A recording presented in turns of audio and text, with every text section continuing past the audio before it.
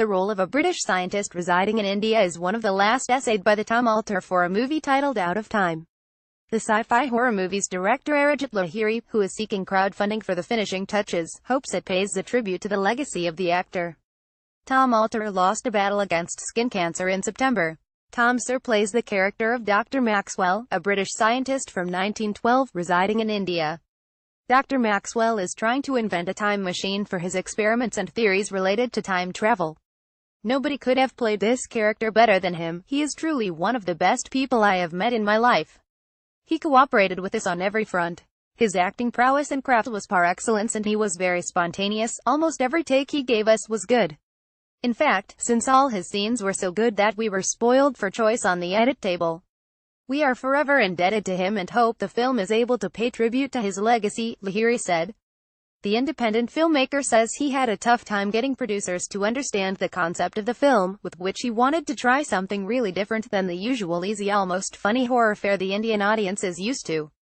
Many producers told us that this film is too intelligent for the Indian audience, who have been exposed to very different kinds of films in the horror genre.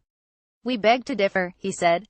Lahiri describes Out of Time as a first-of-its-kind science fiction horror film based on the concept of time loop, wherein a certain length of time, such as a few hours, repeats itself over and over again, and the protagonist has to solve the mystery around this and overcome it somehow. This film is about a troubled young man, Samir, who is puzzled by his father's mysterious disappearance.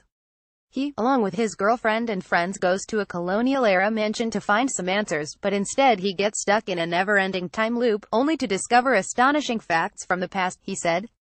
To ensure the movie reaches the audience in the way it's meant to, Lahiri has started a crowdfunding campaign on Wishberry to raise 30 lakh rupees. The production cost of the movie is around 1 crore rupees. We have already invested all the money we could, 70 lakh rupees, towards the project. The 30 lakh rupees raised from crowdfunding will be used towards shooting some important additional scenes and post-production work like digital intermediate, visual effects and sound mixing, without which the film will not be as good as the international works we see. In terms of technical prowess, Lahiri said, he is confident that the success of this campaign will go towards proving his belief in the content true. What does he think of the crowdfunding system in India, and how has it turned out to be a boon for indie filmmakers? Crowdfunding, although still a very new concept in India, is beginning to take off at a rapid pace, especially in the metros.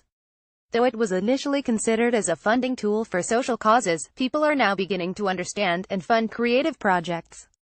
For indie filmmakers, this is a real boon, as it gives them a triple advantage. They get funds to make their film as per their creative vision without any manipulations or pressures from financiers. They get to test their project's appeal in terms of the number of people who would want to watch their film, and they get directly connected with the people who would be interested in watching the film, and so it becomes a tool for marketing, too.